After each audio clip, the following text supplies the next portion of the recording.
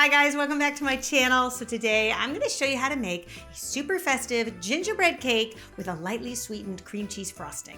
I love this dessert idea because not only is it beautiful and Christmassy, it's also extra moist inside, and that cream cheese frosting is not too sweet, and it's flavored with just enough spice to complement the cake.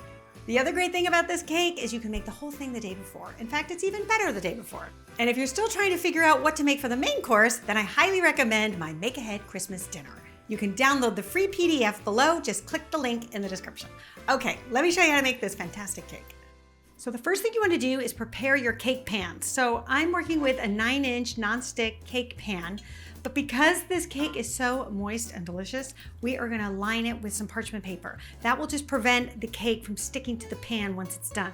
Just take a full sheet, place your pan in the center of the sheet, and then with a pencil, you can go ahead and just draw yourself a circle, and then you can cut out the circles. Then to protect the sides and any crevices, you do want to spray it with a little bit of baking spray. This is just going to help our cakes lift right out after it's baked. And then you can just fit the parchment rounds in the pans, and we're all ready to go. Then for the batter, the measurements are really easy. We're just going to do a cup of plain white sugar, a cup of molasses. That is so sticky.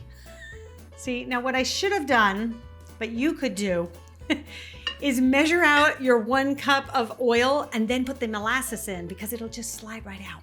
I wasn't thinking about that, but you can now. And then a cup of vegetable oil. And then we're also going to use a cup of buttermilk. So you can use the same measuring pitcher.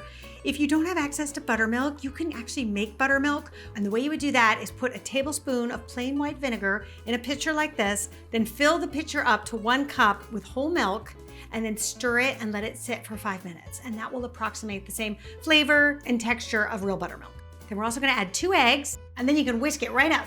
It is a sticky kind of concoction at this point, so do give it time for that sugar to dissolve, the molasses to combine with the oil and the buttermilk. It should be nice and smooth like this. Then for the dry ingredients, in this bowl I have 2 cups of all-purpose flour. You can just use regular all-purpose, and into that I'm gonna add a teaspoon of baking soda and 1/2 teaspoon of salt. All right, now comes our parade of spices. This is the most tedious part of this recipe, is measuring out all the spices. But it's so worth the effort because it contributes to the most delicious gingerbread flavor. So you're gonna use 2 teaspoons of ground cinnamon, 2 teaspoons of ground ginger, 1 teaspoon of ground nutmeg, and 1/4 teaspoon of allspice, and 1/4 teaspoon of ground cloves. They're the strongest of the spices, so I only use a little bit of those, but they do contribute amazing flavor, so I would not leave them out. Once this is all whisked up, then you just want to add the dry ingredients to the wet ingredients in thirds, and then whisking in between each addition.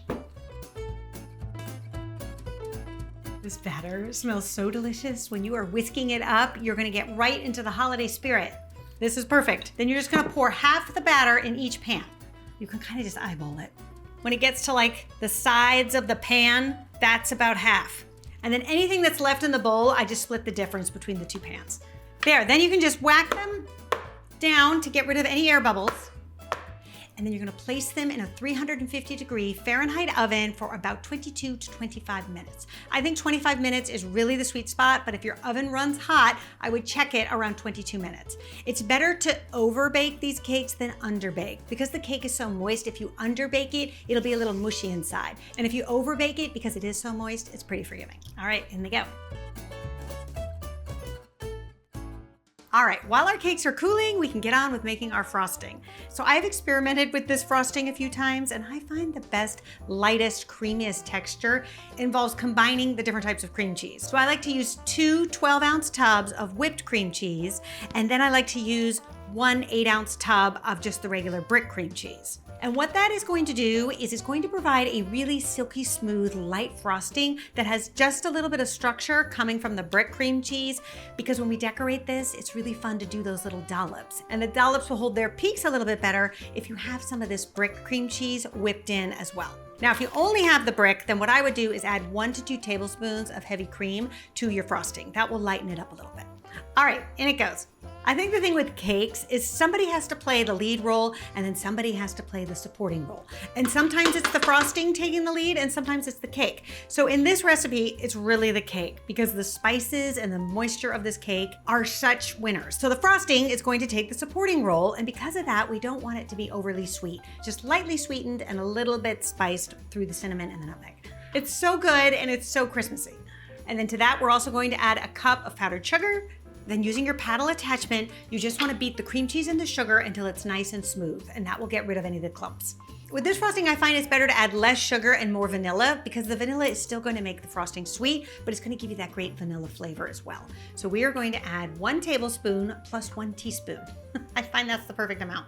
Then you also want to add 3/4 teaspoon of ground cinnamon and 1/2 teaspoon of ground nutmeg, and then you can beat that up. And then you want to transfer your frosting into a pastry bag fitted with a round tip. I think the round tip looks really pretty this time of year, but you really could use any tip you like. And then we are just going to put this frosting in here. I think it's good to load half of the frosting in the pastry bag, do the first layer, and then you can reload the second. Once your pastry bag is filled, I think it's a good idea to do 1 little practice dollop on a plate because that will press out any of the air bubbles that could be in the pastry bag. You want to practice on a plate before you go and put it on your beautiful cake. So let's just see. And the dollop should look kind of like that. See, like a little Hershey's Kiss. Then you want to make sure that your cakes are completely cooled before you go and frost them. Otherwise, the frosting will start to melt and it'll make a huge mess. So do make sure they're cooled. In fact, you could even make the cakes the day before if you wanted to. Then take a knife and just loosen the cake around the edges just to make sure that it is not sticking there. There we go. And then I think it's best to just put this right on the cake stand you plan to serve it in. I like a wooden cake stand because I think it adds to the whole like natural woodsy vibe of this cake. Just make sure that the cake stand fits in the refrigerator. So that might be something you want to do before you put the cake on it, is just check your refrigerator, lower the shelves if you need to make sure you can just place this right in with a 2-layer cake. Okay? All right, here we go. Then you just want to release the cake and let's see, there we go. It comes right off. And see, now this is why we use the parchment paper, because this cake is so moist that the whole thing would have just stuck right to the pan. You can kind of see the edges, how they've stuck. But that's okay, because we have our parchment paper and we are just going to gently peel it off, like so. The fragrance of this cake is so delicious. I can't wait for you guys to try it and tell me what you think.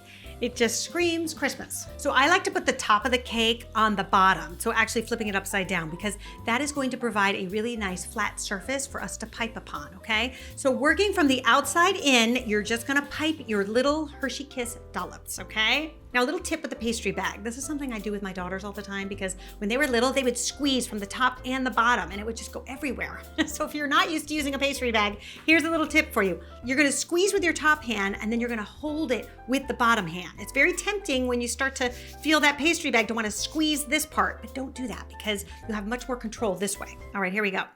All right, just a little dollop. There we go.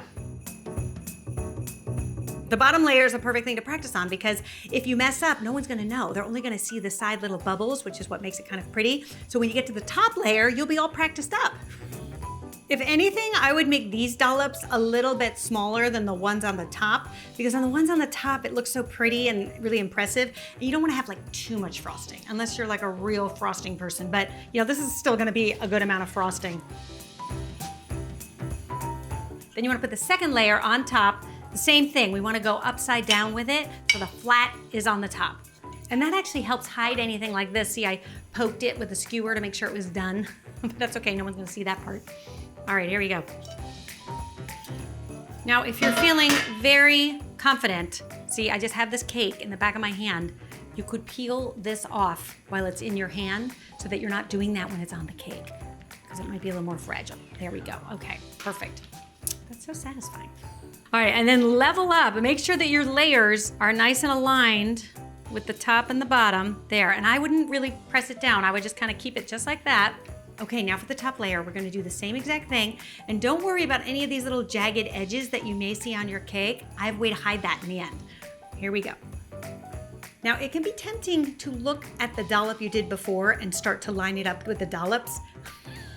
You can actually get off course pretty quickly that way. It's better to keep your eye on the perimeter of the cake edge and use that as your guide. And then I would also grip this pastry bag and put it in half once you start to get a little bit closer so that it doesn't hang down and get into your dollops.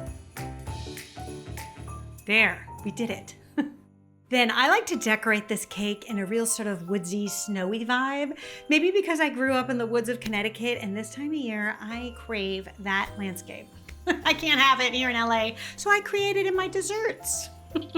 So what you're gonna do is just get yourself some rosemary. I think about 7 to 10 sprigs works great. And then just line it along the perimeter of the cake. I like to stack it so that it looks like it's sort of growing out from each other. You can create sort of like a crisscross design at the front of the cake like that, because that makes a nice decorative flourish. And then just keep going. And then you can punctuate this with some cranberries, or you could also use raspberries. I like to do like maybe 2 cranberries every couple of inches, and it just looks so pretty and festive. Then just take the cake out 30 minutes before you plan to serve it. That will allow the cream cheese to come up to room temperature and give you a slightly better texture. And of course, all of those delicious spices will be more pronounced. Then the only thing left to do is make it snow. Moments before serving, go ahead and grab your sugar shaker, and we're gonna dust this whole thing with powdered sugar. And that will just give it a really wonderful Christmassy, wintry vibe to it. And it'll hide any of these jagged edges that the frosting didn't hit. And if you get it on the rosemary and the berries, that is okay. It just looks like they got a little snow dusting too. Looks just like Connecticut. And when you bring this to the table, your guests will be so impressed by it. It is such a festive Christmas dessert, and not to mention delicious. All right, you guys, I hope you give this one a try and let me know what you think. Download the Make Ahead menu if you need things to be really easy, and I will see you back here next week. Until then, bye.